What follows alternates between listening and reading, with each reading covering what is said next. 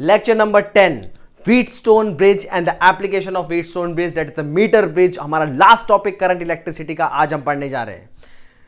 Wheatstone bridge, class 12, current electricity, lecture number 1। ठीक है, चलो सबसे पहले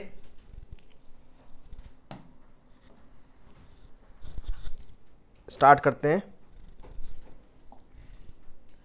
व्हीटस्टोन ब्रिज, देखो व्हीटस्टोन ब्रिज होता क्या है, इससे पहले मैं आपको एक बात बता दूं कि क्लास 12th के सेक्शन ए एक्सपेरिमेंट में सेकंड एक्सपेरिमेंट और थर्ड एक्सपेरिमेंट आपका इसी पे बेस्ड है, व्हीटस्टोन ब्रिज पे।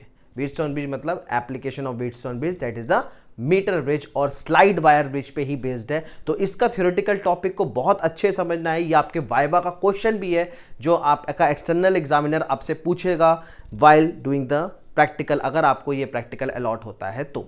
ठीक है, तो आइए स्टार्ट करते हैं।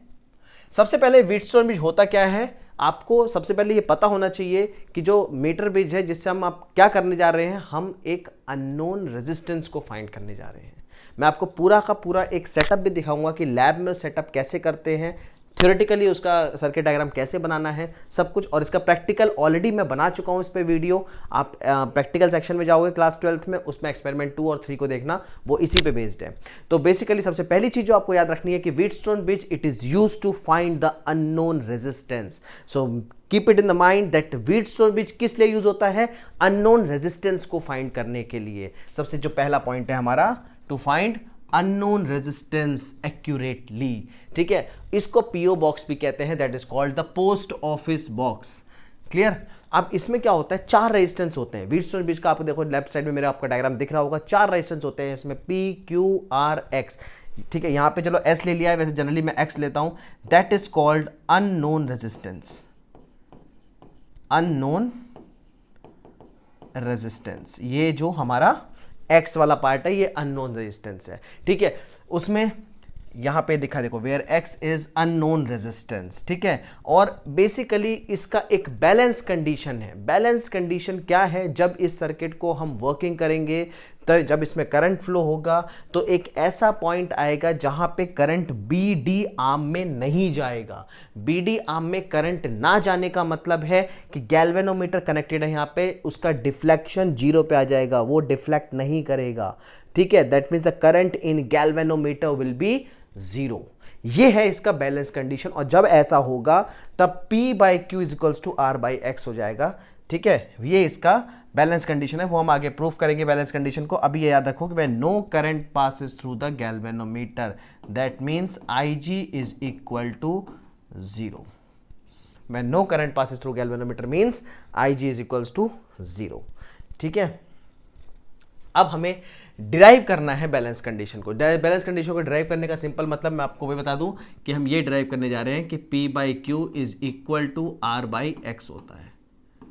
ठीक है, ये ड्राइव करना है, इसी से हम अननोन रेजिस्टेंस आगे निकालेंगे भी। फॉर्मूला कैसे निकालेंगे, डिराइव कैसे करना है, लेक्चर नंबर 9 अगर आपने नहीं देखा है तो ये डेरिवेशन में दिक्कत आएगी, क्योंकि हम किरचॉफ्स लॉ को यूज करेंगे, उसका वोल्टेज लॉ यूज करेंगे, किरचॉफ्स वोल्टेज लॉ मैश में इसको करने के लिए। ठीक है, तो अगर यहाँ पे नहीं देखा है कि पिछला लेक्चर, तो यहाँ पे दिक्कत होगी, क्योंकि साइन कन्वेंशन और Kirchhoff's law with voltage law, second law, that is a lecture number 9 में, तो वो चीज़ आपको देखना पड़ेगा, अदरवाइज ये वाला पार्ट नहीं हो पाएगा। तो अगर अभी तक आपने नहीं देखा है तो आप प्लेलिस्ट में जाओ, लेक्चर नंबर 9 करंट इलेक्ट्रिसिटी के चैप्टर नंबर 3 के, क्लास 12 के चैप्टर 3 के करंट इलेक्ट्रिसिटी के लेक्चर नंबर 9 में आप उसका ए पार्ट देखो। ठीक है, चलो स्टार्ट करते हैं। Derivation of balance condition from Kirchhoff's law. Balance condition को डिराइव करना है। ठीक है, बैलेंस कंडीशन को कैसे, ये तो कोई सर्किट डायग्राम है। सबसे पहले तो करंट डिस्ट्रीब्यूट करते हैं, यहां से करंट निकल रहा है, मान लेते हैं कि इसमें से जो करंट निकल रहा है दैट इज I।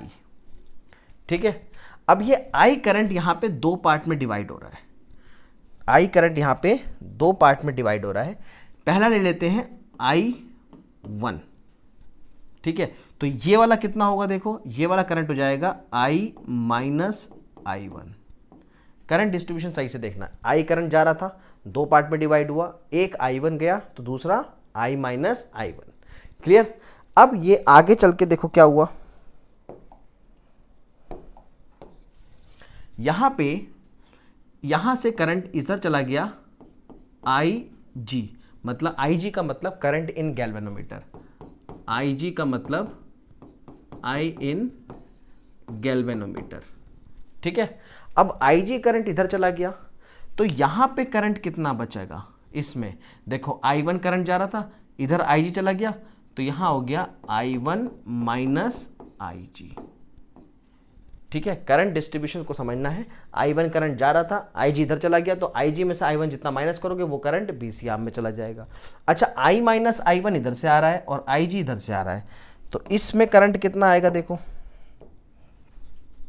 इस आर्म में करंट कितना आएगा देखो, इस आर्म में करंट आएगा I माइनस I1 और ये और IG आ रहा है तो इसको प्लस कर देंगे IG, क्लियर।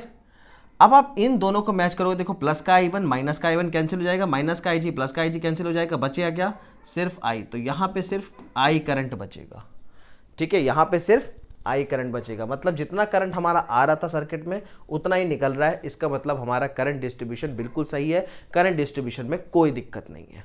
मैं फिर से बता देता हूँ, I करंट यहाँ से जा रहा है, दो आर्म्स में निकला, दो आर्म्स में, ऊपर वाला आर्म में जो गया वो I1, नीचे वाले AD आर्म में जो गया वो I माइनस I1, ठीक है। अब ये I1 करंट फिर से B पॉइंट पे जाके दो पार्ट में डिस्ट्रीब्यूट हो रहा है, एक BC आर्म में और एक BD आर्म में।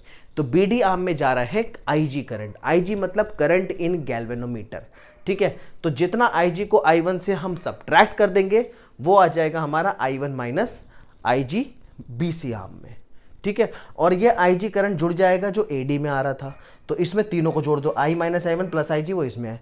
अब इन दोनों को जब ऐड करोगे तो देखो माइनस का I1 प्लस का I1 कैंसिल हो जाएगा, माइनस का IG प्लस का IG कैंसिल हो जाएगा, सिर्फ I बचेगा। तो total incoming current is equals to outgoing current. I hope this is clear now.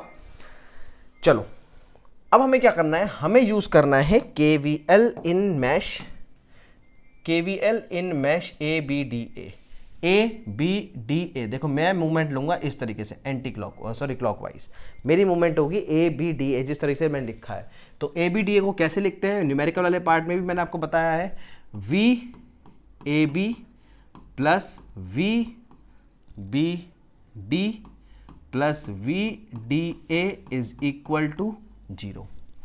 ध्यान रहे, आपको ये चीज मैं क्लियर कर दूं कि potential VAB plus VBD plus VDA is equal to 0 मैंने कहां से लिखा है, किरचॉफ्स वोल्टेज लॉ से, that the sum of the potential difference in a closed loop is always 0 और equal to 0, that is the second law of Kirchhoff's law, ठीक है। अगर आपको लग रहा है कि ये मैंने कहां से लिखा है, तो मैंने अपनी तरफ से नहीं लिखा है, मेरे पास कुछ नहीं है, मैंने जो आपको पिछले लेक्चर में पढ़ाया है ये वहां से लिखा है। तो ये आ गया हमारा। अब देखो VAB साइन कन्वेंशन यूज करेंगे, याद करो हमारा जो मेन मोटिव था साइन कन्वेंशन का वो क्या था, लो टू हाई ऑलवेज पॉजिटिव, उसको यूज करेंगे EMF के लिए भी और सेल के लिए भी, सॉरी रेजिस्टेंस के लिए भी। तो देखो AB ब्रांच में देखो VAB हमारा मूवमेंट और करंट का मूवमेंट सेम है। ये भी एक ट्रिक था कि हमारा मूवमेंट करंट का मूवमेंट अगर सेम होगा तो उसमें हमारा क्या हो जाएगा, हाई टू लो, और हाई टू लो या फिर अगर in the direction of current हमारा नेगेटिव जाएगा, मतलब ये हो जाएगा minus I1 into R, R हमारा P है, मतलब ये रेजिस्टेंस जो है P है इसका नाम, ठीक है। चलो दूसरा देखते हैं VBD। BD में भी हमारा डायरेक्शन करंट का डायरेक्शन सेम है। अच्छा गैल्वेनोमीटर के डायरेक्शन को हम RG लेंगे, रेजिस्टेंस को, गैल्वेनोमीटर के रेजिस्टेंस को क्या लेंगे, RG। तो देखो BD में जब हम जाएंगे तो IG इंटू RG, और करंट के डायरेक्शन के अलोंग जा रहे हैं तो नेगेटिव, तो माइनस IG इंटू RG। अच्छा DA में देखो हमारा डायरेक्शन करंट के डायरेक्शन के अपोजिट हो गया। अब देखो करंट के डायरेक्शन के अपोजिट हो गया मतलब पॉजिटिव, क्यों, क्योंकि हम लो टू हाई जा रहे हैं, करंट हाई टू लो जाता है, तो हमारा पॉजिटिव हो गया। तो ये कितना आएगा, प्लस के I minus I1 into R equal to 0। ये हो गया हमारा, इसको मान लेते हैं इक्वेशन नंबर 1, ठीक है। चलो सेम यूजिंग KVL इन मैश BCDB। चलो BCDB में भी हम एक मैश यूज कर लेते हैं, तो देखो क्या बनता है, using KVL in the mash BCDB। अब देखो BCDB में भी अगर हमें क्या लगाना है, वही चीज लगानी जो अभी लगाया था, हमारा मूवमेंट है इस तरीके से, ठीक है। अब सेम मूवमेंट ऐसे रखूंगा मैं, मूवमेंट चेंज नहीं कर रहा। बी सी, अब लिखा भी उसी तरीके से देखो, B C D B, B C D B.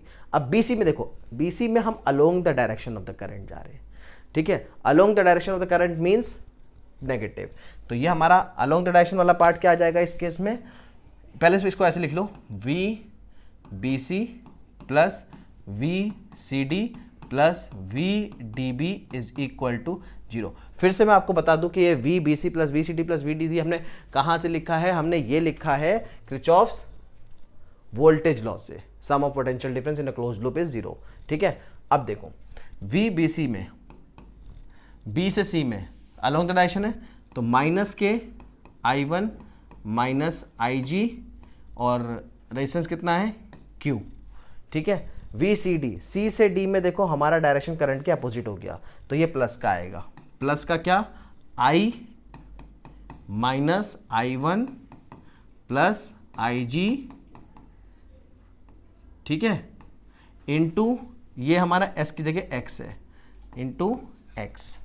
और V D B, D B देखो अगेंस्ट डायरेक्शन करंट है, ये भी प्लस का हो जाएगा, प्लस का I G into R G equal to 0। इसको ले लेंगे इक्वेशन नंबर 2। अब इक्वेशन नंबर 1 और इक्वेशन नंबर 2 को देखो, इक्वेशन नंबर 1 और इक्वेशन नंबर 2 को देखो, हमें पुट करनी है ये condition under balanced condition. Balance condition क्या कहती है, आई जी हमारा 0 बा।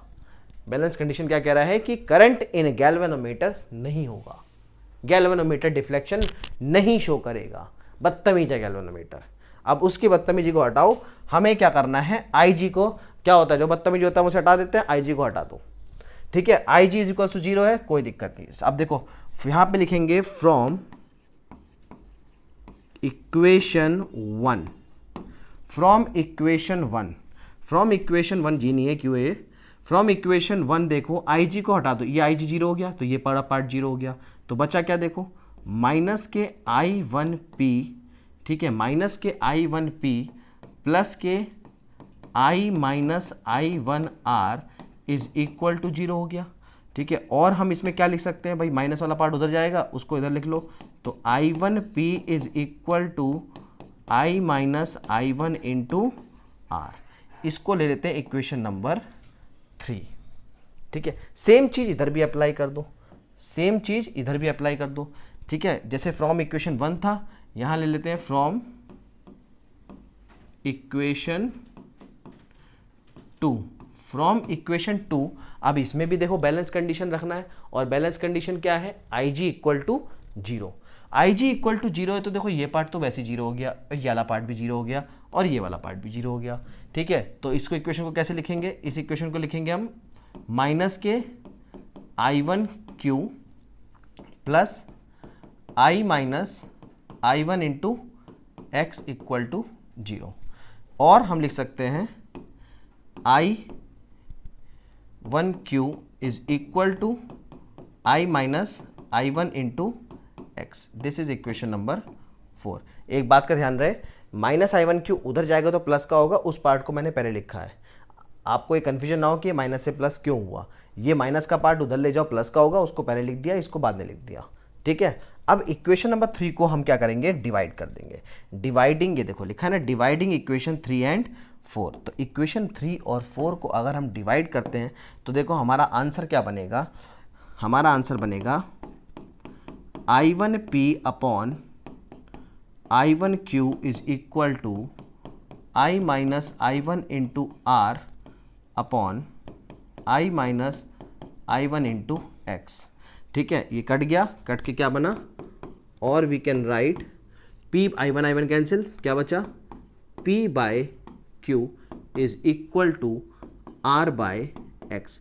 बिल्कुल शुरू में मैंने आपको यही बताया था, this is the balanced condition, this is the balanced condition, this is the balanced condition. देखो यहाँ पे मैंने आप ऑलरेडी लिख दिया था कि हमें यही प्रूफ करना है, ये पूरा का पूरा प्रूफ है, बिल्कुल सही तरीके से, बिल्कुल स्टेप बाय स्टेप जो आपको करके आना है, ठीक है। This is the condition of the balanced Wheatstone bridge. Clear है, इसको आप नोट कर सकते हो। नेक्स्ट चलते हैं, इसका एडवांटेज देख लेते हैं। एडवांटेज क्या है, it is a null method, ये याद कर लो, it is a null method, ठीक है। Internal resistance and the galvanometer do not affect the null point.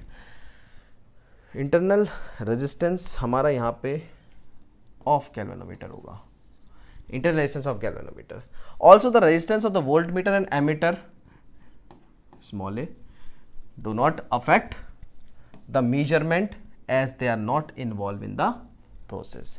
हम एमीटर वोल्टमीटर जो भी है उसके भी इंटरनल रेजिस्टेंस को हम इग्नोर कर रहे हैं, हम उसको कंसीडर नहीं कर रहे हैं क्योंकि वो इस प्रोसेस में इन्वॉल्व नहीं है, ठीक है। हालांकि internal resistance of galvanometer is also not included because हमें तो वहाँ पे करंट जीरो चाहिए गैल्वेनोमीटर की ब्रांच में, ठीक है। तो ये इसका एडवांटेज है।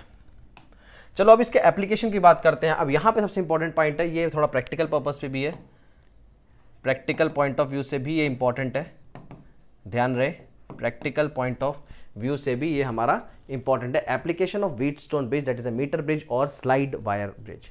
इसका ऑलरेडी एक डिटेल्ड एक्सपेरिमेंट मैं ऑलरेडी करा चुका हूं जिसमें लैब तक गए थे हम, और लैब में जाके जो हमने परफॉर्म किया था उसको मैंने यहां पे रीडिंग के साथ एक्सप्लेन कर रखा है। अगर आपने वो वीडियो नहीं देखी है तो यू शुड वॉच, क्योंकि वहां पे आपका दो चीज एक साथ क्लियर हो रहा है, that is a practical and theoretical part together. Okay, so let us move to the application of Wheatstone bridge. It is the simplest form of Wheatstone bridge.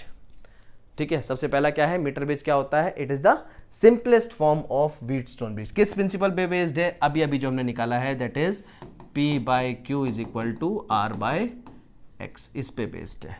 Clear.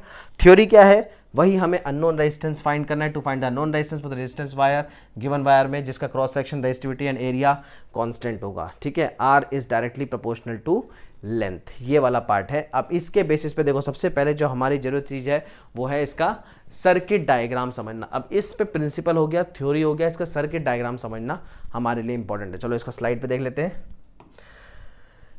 Actual में जो हमें लैब में मिलेगा वो ये है एक्चुअल लैब सेटअप। अब lab में करने से पहले जो हमें सर्किट डायग्राम बनाना है वो ये है, ठीक है। इसी सर्किट से ये जोड़ा है। देखो ये जो पूरा का पूरा मीटर ब्रिज है वो ये वाला पार्ट है, मीटर ब्रिज एक्सपेरिमेंट वाला ही पार्ट है, आप वहाँ पे भी डिटेल में देख सकते हो। अब देखो इसका ये जो पार्ट है, इस पार्ट पे रेजिस्टेंस, इसको बोलते हैं रेजिस्टेंस बॉक्स, ये लगा है रेजिस्टेंस बॉक्स। ये गैल्वेनोमीटर जॉकी से कनेक्टेड है, this is galvanometer and jockey. ये वाला पार्ट देखो, यहाँ पे एक आर रेजिस्टेंस वायर लगी होगी, दिस इज रेजिस्टेंस वायर जिसको हम लेंगे एक्स, ठीक है। ये बैटरी और स्विच से कनेक्टेड है, ठीक है, द सेम चीज is connected with the battery and की, ये हमारा पार्ट है। अब देखो हम क्या कर रहे हैं, मान लो इस पॉइंट पे हमारा नल पॉइंट आया, मतलब इस पॉइंट पे हमारा आई जी इक्वल टू 0 है, तो इस वाली को लेंथ को हम लेंगे L, और ये कितना हो जाएगा 100 माइनस L, ठीक है। ये वाला पार्ट 100 माइनस L, ये वाला पार्ट और ये वाला पार्ट लेंगे हम L, क्लियर, लेंथ और 100 माइनस L। अब इसी का इक्विवेलेंट सर्किट ये है, देखो P पॉइंट ये है, यहाँ पे रेजिस्टेंस लगा है, Q पॉइंट ये है, ये लगा है, ठीक है। ये पॉइंट B है, देखो AB और BC के बीच में, AB के बीच में P है, ये P, BC के बीच में Q है, BC के बीच में Q है। अब देखो ये R है रेजिस्टेंस बॉक्स, ये देखो AD के आर्म के बीच में, यहाँ से A से लेके D तक जाओगे, ये रेजिस्टेंस बॉक्स ये है R, और D से लेके C तक आओगे तो X है, D से C तक X है, ठीक है। अब ये पार्ट करंट डिस्ट्रीब्यूशन में ऑलरेडी, अब इसमें करंट डिस्ट्रीब्यूशन नहीं करना है क्योंकि हम यहाँ पे कोई किरचॉफ्स लॉ अप्लाई नहीं कर रहे हैं, हम सीधे यूज करेंगे। आपको देखो ये याद रखना है, R is directly proportional to the length, resistance यहाँ पर लेंथ के डायरेक्टली प्रोपोर्शनल है। इस हिसाब से अब देखो ये हमारा सर्किट डायग्राम है जो अभी हमने करा था, इस हिसाब से resistance of the section AB क्या होगा, AB का रेजिस्टेंस किसके बराबर है, P के बराबर है, और P किसके प्रोपोर्शनल है डायरेक्टली, लेंथ ऑफ LP। इस सर्किट के हिसाब से ये है LP का लेंथ, ये वाला, ठीक है, और ये वाला लेंथ है LQ, ठीक है। LP ही L है, ध्यान रहे, LP ही L लेंगे हम बाद में, और LQ को ही 100 माइनस L लेंगे हम लास्ट में। तो हमारा जो रेजिस्टेंस वाला पार्ट है, P वाला पार्ट किसके प्रोपोर्शनल हुआ, लेंथ के, resistance is directly proportional to length, that is LP, जो हमने नल पॉइंट निकाला है, ठीक है, from 0। Section of arm BC, अब देखो BC आर्म में ये Q है, और Q किसके प्रोपोर्शनल होगा, LQ के, तो Q is proportional to LQ। चलो अब इस पार्ट को बहुत ही सुंदर तरीके से हम इसको यूज करेंगे, ठीक है। बैलेंस कंडीशन क्या थी, balanced condition is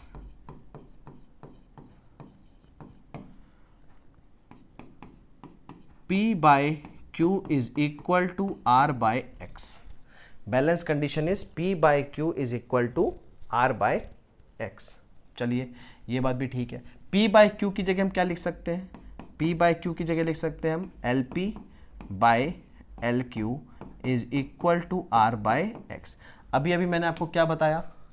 LP L के बराबर है, LQ 100 माइनस L के बराबर है, तो हम ये लिख सकते हैं और LP की जगह L अपॉन LQ की जगह 100 minus L is equal to R by X। ध्यान रहे इस बात से, आपको पता होना चाहिए कि हम निकाल क्या रहे हैं। हम निकाल रहे हैं X that is unknown resistance. तो हम यहाँ से निकाल सकते हैं X इज इक्वल टू, यहाँ लिख लो, और X इज इक्वल टू, इसको हटा दो, X is equal to, X यहाँ पे आएगा, 100 माइनस L ऊपर जाएगा, तो ये जाएगा 100 माइनस L डिवाइडेड बाय, ये वाला L नीचे आ जाएगा, L इंटू R। ठीक है, ये हो गया X that is unknown resistance, X that is unknown resistance. यहां से हमारा फॉर्मूला निकल गया, X निकालने का formula that is unknown resistance. आप इसको पूरा यूज़ कर सकते हो। ठीक है, यही थ्योरेटिकल पार्ट है जो आपको लैब में एक्टिविटी जब करोगे उससे पहले आपको शो करना पड़ेगा। थ्योरी पार्ट में यही फॉर्मूला है जिससे हमारी सारी रीडिंग निकलेगी इस एक्सपेरिमेंट की। ठीक है, चाहे आप law of combination of resistance को आप वेरीफाई कर रहे हो या फिर आप अननोन रेजिस्टेंस निकाल रहे हो, दोनों अलग अलग एक्सपेरिमेंट है इसी पे बेस्ड। ठीक है, तो आई होप ये चैप्टर सीक्वेंस से आपको पूरा मिल चुका है, क्लियर हो गया होगा। अब हम चैप्टर नंबर 4 स्टार्ट करेंगे नेक्स्ट प्लेलिस्ट से। ठीक है, धीरे धीरे इसके न्यूमेरिकल्स भी आते रहेंगे। Please do like, subscribe and share this अगर आपको ये पसंद आए। Thank you.